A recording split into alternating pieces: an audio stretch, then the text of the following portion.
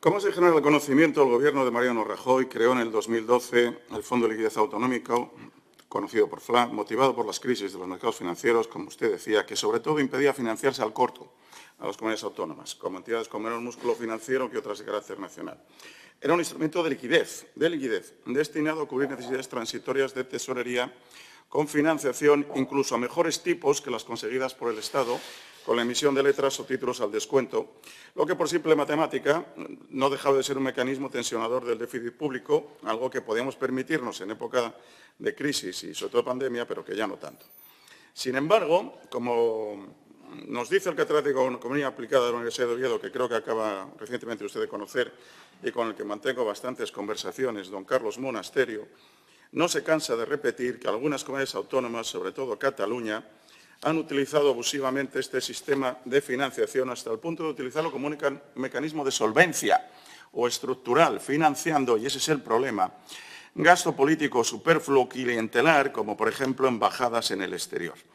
Esta situación, unida a la obsesión del Partido Socialista de mantener el poder a toda costa, nos ha llevado al paroxismo de contemplar, como le decía en la pregunta anterior, que para mantener el Gobierno, el señor Sánchez haya firmado contra quienes atentan contra la unidad de la nación un acuerdo que supone el perdón o condonación del 20% de la deuda que mantenían los señores de Cataluña con el FLA, más de 15.000 millones de euros.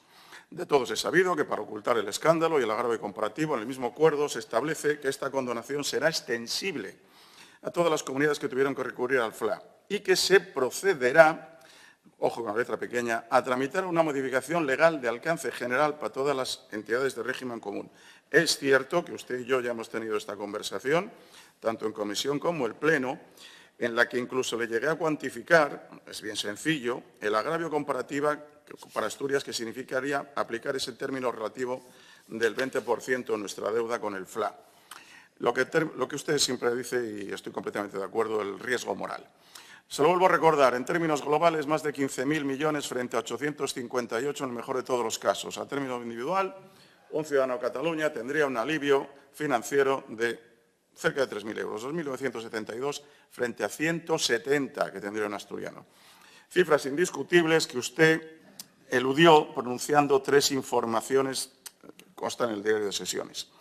Usted está en contra de cualquier condonación de deuda, puesto que supone un riesgo moral evidente. 100% de acuerdo con este diputado.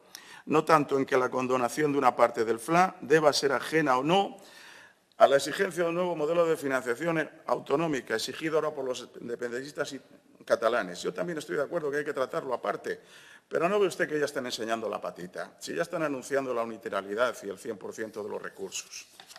Segundo, pues decía usted, y lo ha vuelto a repetir hoy, que efectivamente el Estado tiene una responsabilidad porque Cataluña se iba a la quiebra, pero a la quiebra no porque se endeudara excesivamente, sino porque se ha endeudado en estupideces. ¿Y la forma de hacerlo es condonar deuda? Hay otras fórmulas.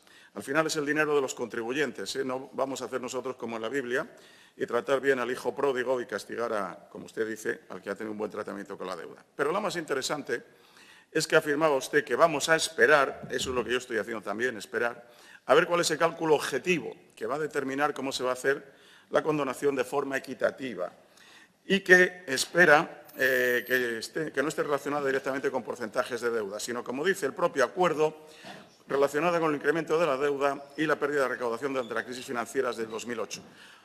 La gallina, otro eufemismo. Tira para adelante y a ver hasta dónde llegamos. Le admito que usted no es el autor del eufemismo, porque esto está en el acuerdo. Pero ¿quién firma ese acuerdo? El partido en el que usted milita, el partido en el que forma el Gobierno de Asturias y del que es usted consejero. Mire, lo mire por donde lo mire, esto va a ser otra tomadura de pelo a los asturianos.